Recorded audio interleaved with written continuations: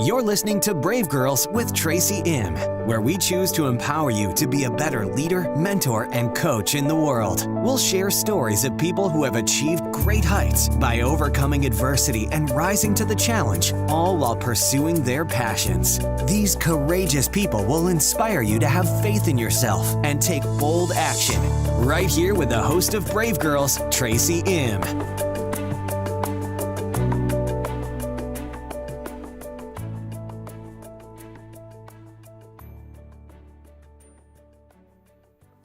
Episode 11, Be Intentional with Cheree Johnson. On today's episodes of Brave Girls with Tracy Imm, I talked to Cheree Johnson, a global corporate superstar that comes from an international family. She's an attorney, a chemical engineer, and just one wise lady. She shares her brave moves and how she deals with fear and facing the truth.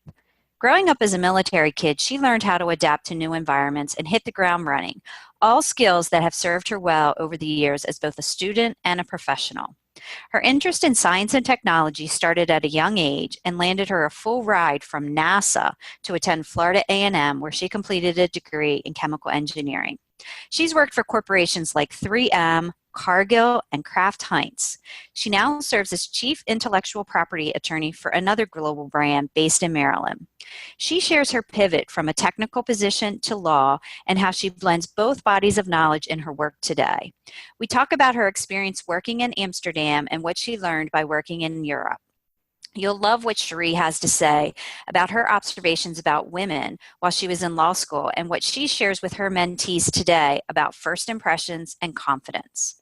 Cheree shares why she's chosen to be intentional on her transformational journey. We talk about the masks that we wear and why we need to take them off in order to align with our values. Cheree is real, authentic, and articulate. I know you'll love our conversation, so let's go. So welcome to Brave Girls with Tracy Imm. I'm so excited today. I have Cheree Johnson with me, and we're going to be talking about all things global, legal, science, technology, engineering, and what it really takes to be a woman of the world today, and what kinds of experiences you're really going to need to have in order to move forward in your career journey. So welcome, Cheree. Thank you. Thank you. I'm really excited. Yeah, I'm so happy that we got connected and that you're going to be sharing a lot of your wisdom that you've acquired over the years as a woman in the corporate space. And tell us a little bit about your background in terms of, I know that you have a science and technology degree, you have a law degree, but let's get back to the beginning and tell us a little bit about what your life was like growing up as a military kid. Yes. Thank you for saying military kid versus brat. It was actually just a lifestyle that I'd gotten used to. Every couple years, we'd move to a different country, and sometimes in between there, we'd move to a different city. And so for me, life was really, hey, look, get in, make friends, and connect, and just know that in a couple years, usually 2 years, you're going to move on. And so I did not have the lifestyle where I had, 6 months, 3 months, whatever, to try to get to know people. I really just had to get in and hit the ground running with making friends and assimilating and connecting. And it also helped that in my family, my stepmother was from the UK, stepfather's from Italy. I have my brother-in-law, his family's from Russia. My other brother-in-law spent a lot of time in Asia. My sister lives in Australia. She just moved from Australia to Hawaii. My parents are from the Caribbean. My other side of my family is from Puerto Rico. So to make a long story short, we have a very, very international family. So my family life also prepared me for getting in, meeting new people, no matter what country or culture you're from, and making friends. I didn't have time to try to focus on negativity. Right. Well, and that's such an important thing that, here you are, the new kid, all the time Yes. and trying to navigate your way through. And, when I look at your background and your career path, it was clear to me that you were moving around, you were very flexible when job opportunities came up, and that you allowed yourself to kind of step into that throughout your career, and it's kind of served you well.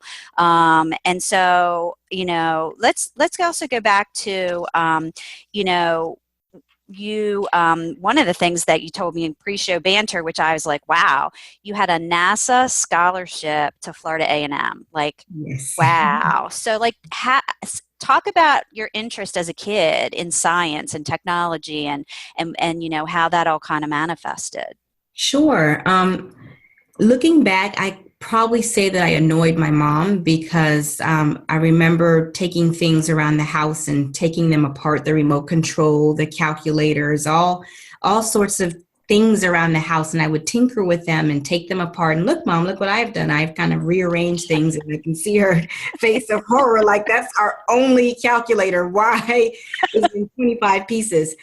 So I think it really stemmed from that. My mom was a school teacher as well, and she really pushed us to do our best, learn. Taking the knowledge from the school was just the first step in really reinforcing that at home. So thankfully, my mom and dad, and to my parents' divorce, but my mom in particular really, really stressed creativity and just learning as much as we could. So even though she had a look of horror, that turned into a smile after a while. Right, right. So you had to be one of the few women in the chemical engineering program. Yes. So, what was that like? Yeah, and engineering was quite tough. I know I looked at various forms of engineering, whether it's electrical and civil and so forth. And I remember one of my roommates, she said, so we sat down and we said, okay, well, which field of engineering are we interested in? And, they all looked challenging. We'd both gotten a scholarship, a NASA scholarship, so we knew we had to major in science or engineering. We looked at careers. And in chemical engineering, one aspect of chemical engineering is you had to take classes which each of the engineering disciplines. So we took civil engineering classes, electrical engineering classes, mechanical engineering classes, and that seemed very intriguing to us. And then the most important thing at the time was we're like, wow, chemical engineers their starting salary is the most out of all the engineers of $50,000. So Woo-hoo! that was the decision maker. And we pursued it. That's fantastic. That's fantastic. So then once you get your engineering degree, then what do? You decide, I'm going to find a job as a chemical engineer?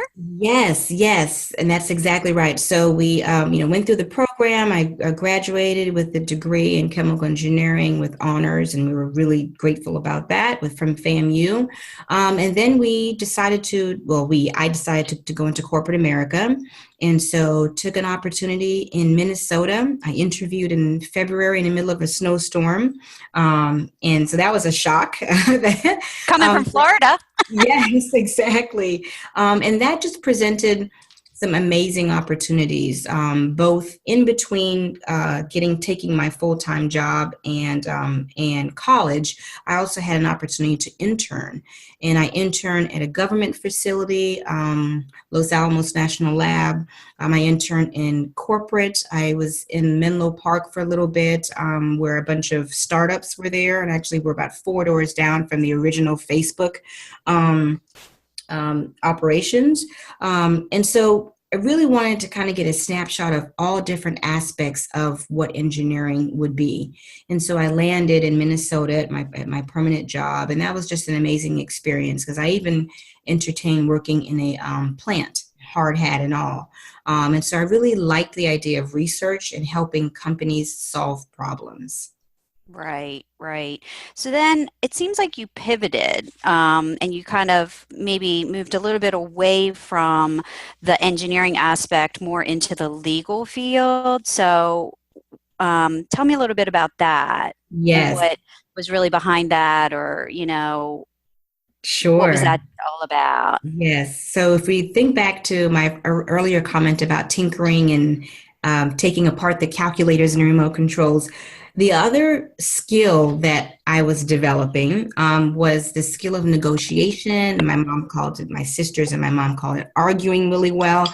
But I liked the idea of negotiation, and that has always been a thread in my being.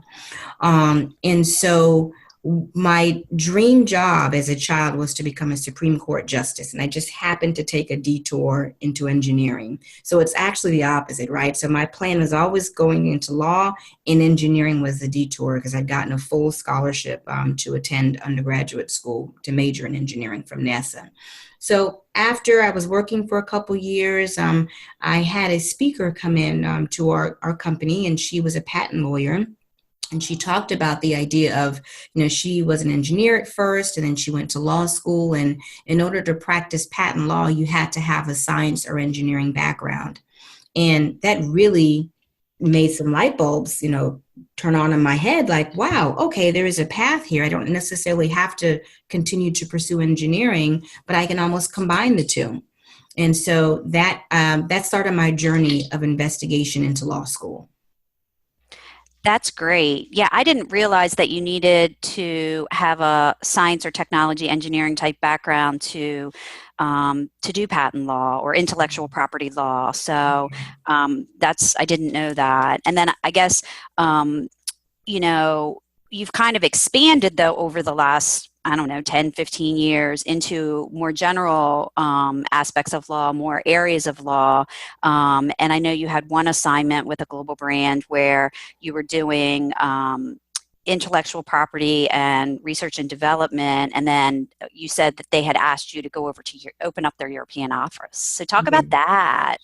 Sure. So after my first company, I ascended and, kind of got quite a bit of skills and went up the corporate ladder. And that afforded me an opportunity to join another global brand as their head of intellectual property. It's still in Minnesota. And then I joined another company, and they asked me to open up their operations in Europe. At the time, they didn't have any intellectual property lawyers in Europe, and they wanted me to go and start to hire people and help the company think differently about their innovation. So I was pleased to do that. And so I moved over to Amsterdam with my family for a few years. And in that opportunity, they also saw a few other aspects of my skills, which I was incredibly grateful for, and thinking outside the scope of intellectual property. And so handling contractual matters, but general law, general legal matters in Europe. So that was just a fantastic opportunity for me, not just personal growth in terms of being in Europe with my family, but also professional growth, going outside of the intellectual property mindset and thinking much more broadly about the global issues associated with this company and being a global company. Right.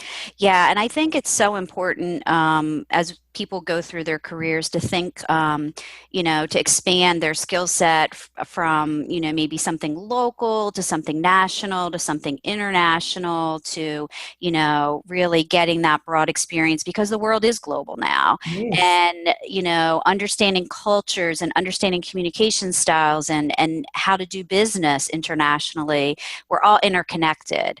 That's Whether right. we recognize it or not, we are. And so, where you are now, I know you're also with a global brand and you're really in a very senior level position, very senior level with, kind of near the top, almost general counsel, right below there.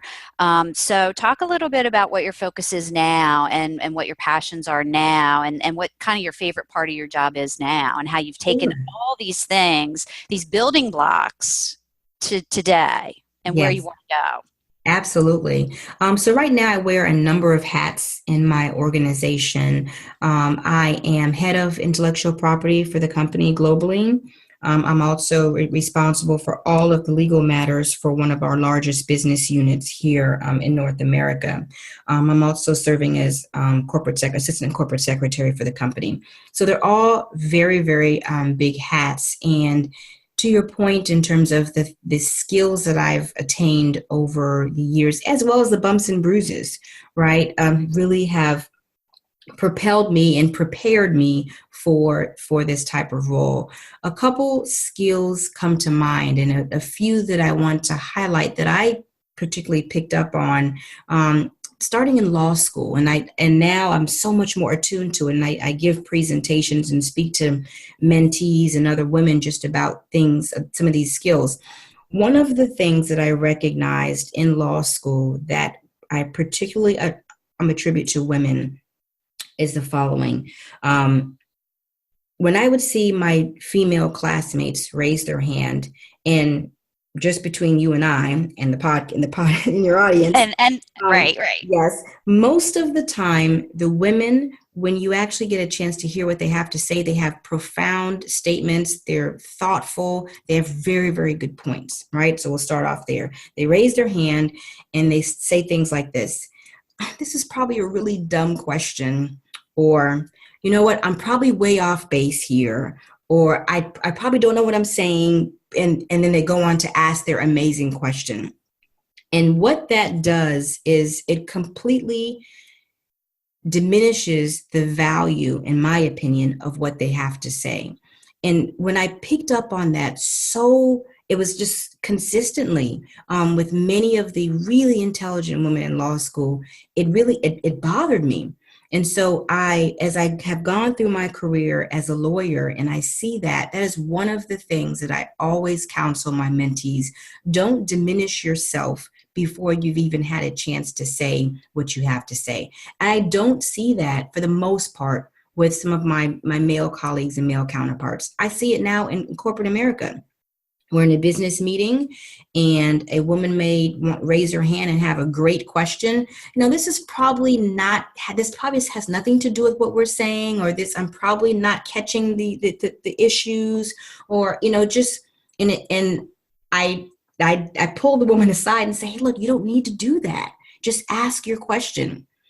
So that's great counsel. Yes. That is great counsel. And it's having that awareness, right? Yes. And then calling people out on it. Good for you. That's right. In a loving way, right? Oh, absolutely. And 99% of the time when I raise that with a woman, she doesn't even realize that she's done that, and doesn't realize the impact that the impact on the audience of that initial statement. Because I still am a firm believer of first impressions, right? And if that's the first thing that people hear, then that sets the stage and sets the tone for what they have to say. So tying into that is confidence, right? So no matter how much you believe, you meaning a woman believes that she lacks certain boxes that have to be checked, it's still important to be confident, because you want people to have trust. Confidence yields trust, and believe in what you're saying. And even if you don't know something, that's okay. You can say you don't know something, but don't diminish what you do know, right? One of the messages that I also share is really having a bird's eye view on your brand. How are you coming off in the organization, in your group, on your team? And is that the message that you want to convey? So really connecting those two together. And then the final point that I've learned over the years, and I'm still on this journey, is really being yourself. And what that means for me is, over my career, as I've ascended to this nirvana of, I have this great big executive role in this major global company, I had realized that in my path and in my journey to get here, I am not the same person as I am personally, right? Obviously, we all have different personalities, but I was getting further and further away from how I am as a person. I'm very adventurous. I like to share information. I have a bubbly personality. I'm a risk taker. And professionally, I found that I was becoming more and more conservative, keeping a lot to myself, really forming this box that I had formed and forcing myself to be in that box. And a couple years ago, I said, you know what? I want to get as close to me as possible and have a very intentional journey. And so for me, that meant an intentional transformation of who I was. And so I'm on this journey for being very intentional, about who I am, what I bring to the table, what I deliver, and how I want to be seen. And that journey is, I'm realizing it's taking a while, it's culminating, but I just encourage all people, particularly women, to really try to connect the two, the personal and professional. And you just feel so much more comfortable in your own skin. Amen. Yeah, I call that the corporate mask. Yes, that's right. That's And the absolutely right. culture, especially in America, I think, even if you are working for a global brand, is to put that corporate mask on. And that isn't your authentic self normally. Absolutely And right. that's where, you get uncomfortable because it's not really who you are. And you've That's now right. boxed yourself in. Mm-hmm. And as you take that mask off and explore who you really are, um, you can step into your power and what your soul's here to do, That's right. And right? it's scary because sometimes when you take off the mask, and again, we wear many masks, right? Race, religion, gender, being a mom, all sorts of things. And as you take the masks off, you may realize, whoa, this is really not aligning with a few of my values. And Yes. it can be very scary, but it's also very empowering, right? To say, Yes. okay, you know what, this is who I am, and does this team, organization, any group that you're in, does that fit who I am personally? Right. Right. Well, thank you for sharing. I think that's so important, and I think it's so important too that you are giving back to your mentees, and you're taking these women aside, and you're counseling them, because you are at the apex, right? And you do have this really big chair that you're Yeah, sitting in, yeah, and so for you to kind of help them along and bring them from behind, pull them up. yes, And I think your counsel to be confident, be yourself, it does yield trust, because yes. people see that when you're in your authentic self and you're really, who you are. So talk a little bit about where you want to go. You've got all these great achievements, great accolades, great degrees, and all kinds of. It's like, okay, like what's next for you? Yes.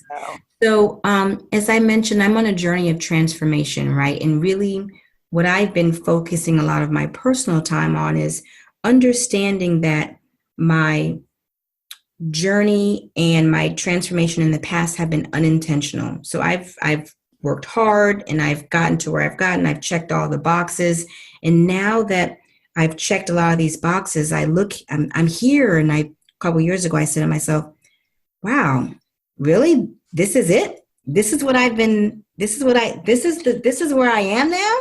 And not that I haven't achieved and accomplished a lot. It's just that I just envision, the skies opening and what, and that hasn't happened.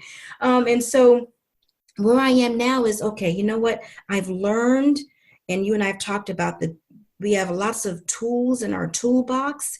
And so how do I rejigger those so that it makes sense for me, and I'm really being my authentic self, and I'm reaching and achieving success in that way, personal satisfaction.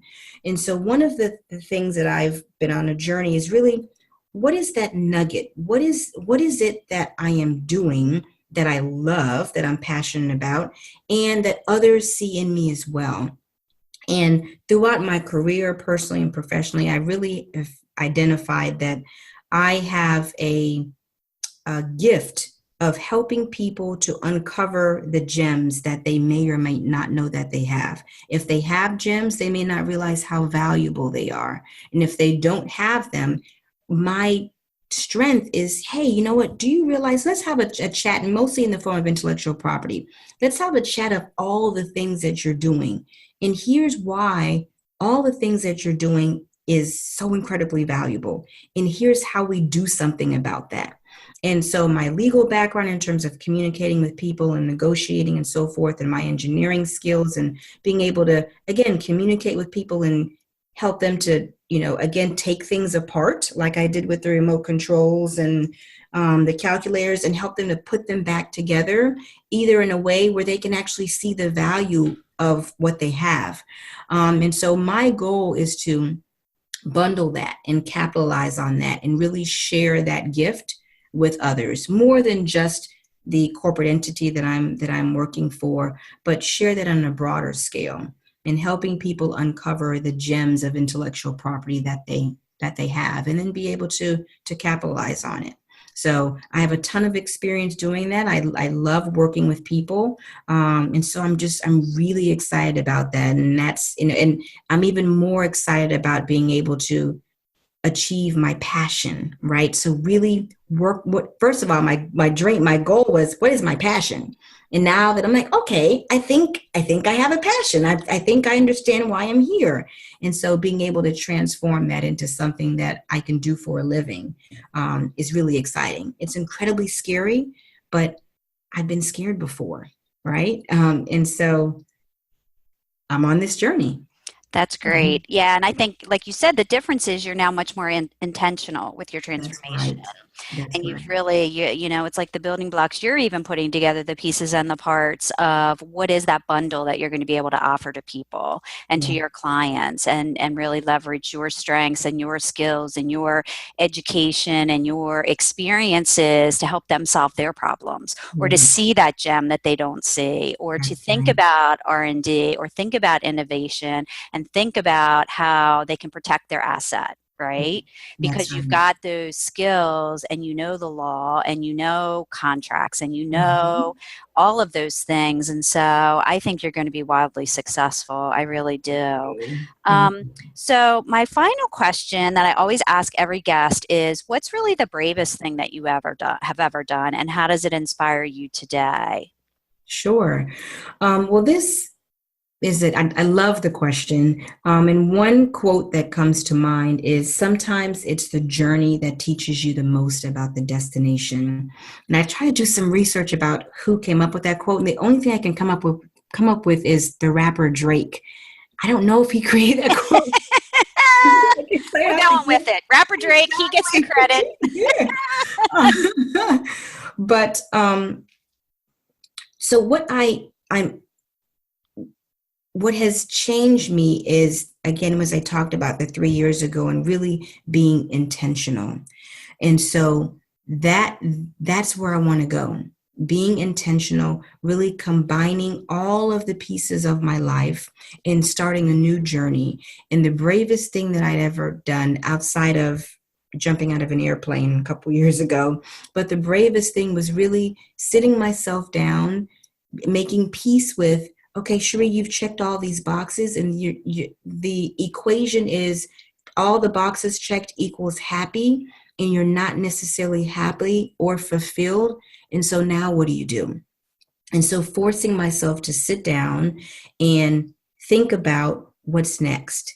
And I had to enlist the help of my family, my friends, a coach, and really ask for help. And I think the bravest thing I've done as as many would say, very successful woman, was stop and ask for help and let people know that, you know what, I've mentored people all of my career, but I may not have all the answers. I have one path that may work, and there are many other paths. So coming to the realization that I've done all that I can do, and I thought that was going to lead me somewhere, but realizing that it's just the beginning of another path. And once I came to grips with that, I'm pumped. I'm excited because this is another path. Again, as I said, it's incredibly scary. But just the idea that I'm starting afresh, and I'm being very intentional and very deliberate, and I'm thinking about me first, um, has been enlightening. So that's kind of the game changer for me. Right, right. So thank you for sharing and being so vulnerable. I think it's like you face the truth. You need to take care of you Yes, yeah, first, that's right. and stop playing safe. And Mhm. there is more than enough out there, and you're just going to let your brilliance shine. Yes, yes. Thank you so. So that is fantastic. I mean, and I think a lot of women are like you in that they think X plus Y equals happiness. Mm-hmm. And then you get there and you're like, what? Yeah.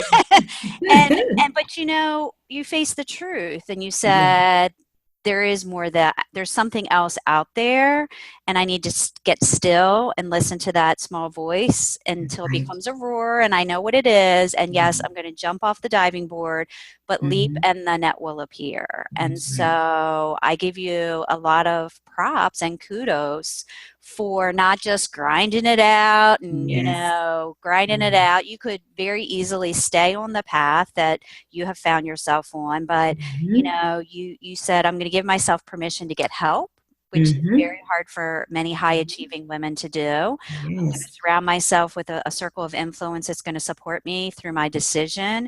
And I'm going to, package myself up and find myself some clients. And I'm not sure how it's all going to play out. And you're very dedicated to your existing brand that you work for, and you're going to continue Mhm. to be loyal to them. And you've built these strong relationships at many organizations throughout your career that you can then go back and leverage. And so all of that is now, coming forward, and the universe will really play it all out for you. So I'm just so happy for you, and I'm just thrilled that you were able to be on the podcast. I'm thrilled that your wisdom is something that more people are going to hear, and hopefully it inspires our audience to really take a few nuggets from some of the Yes. wisdom that you shared today, and the quote from the rapper. Yes. That's awesome. So thank you so much, and I just wish you the best of luck in your future. Thank you very much for this opportunity, and I hope I touched someone. So thanks.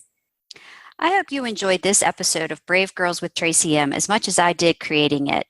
Each show is produced with you, the listener, in mind, as you look for inspiration and motivation from other brave souls as you pursue your desires.